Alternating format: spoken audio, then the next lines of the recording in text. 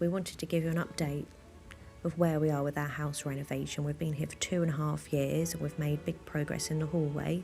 Got some trims to finish off. Through the kitchen into the front room where we've decorated and put some shelving up for storage, changed the lighting, and I've made some pictures out of my grandparents' old cigarette cards. This space here we will create a separate study by putting a wall up between where the light switch is and the window, and then blocking in the sliding doors. We're also going to move the tumble dryer and washing machine into here, move the radiator so that we can get the laundry appliances out of the conservatory. To knock the window and door through to make an open plan kitchen into the conservatory.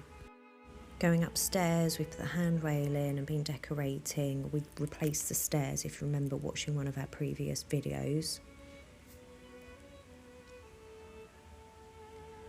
This, currently used as a walk-in wardrobe, will become a master ensuite for us upstairs, which is why it's half finished. Darcy's bedroom is nearly finished. We've still got woodwork to do, but now it's being used as a bedroom. Other things have taken priority and we don't want to disturb her too much by having to take everything out to finish decorating. Radiator will be replaced, and on our list of things to do is replace all the windows as they're very old and drafty.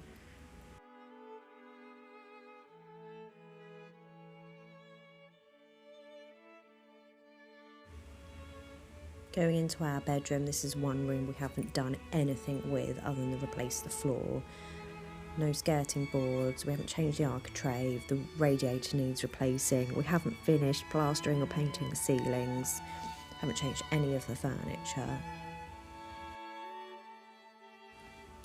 Going outside, this is an area that we have done lots and lots of work on, but there's still lots to do.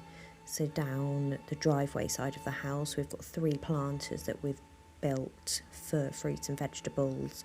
We still need to build bin storage. The big oaks posts are going to be used to build an outdoor gazebo, and then we'll continue the planters along that piece of wall. If you remember, we had a big deck here that we had to take down because it was rotten, and a decking walkway around the path, which we've replaced with slabs to act as stepping stones. We've created a waterfall rock garden at the end of the wild pond, and we've still got our fish in the big pond. Built a new sand pit for the kids to play in and tidied up this area so it's safe. Taken out the old concrete shed that was falling down on a workshop at the back of the garden.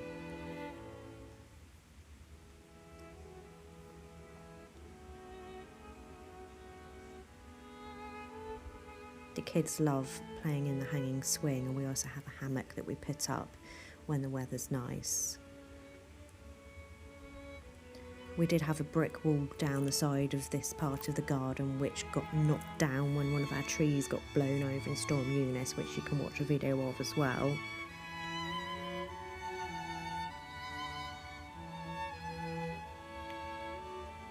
Down the other side of the house, oh hello Lucy, one of our cats. Built a log store, and we've planted wildflowered seeds down the side. The idea is that we will just mow a strip of grass as a path here and just encourage the wildlife to come into the house.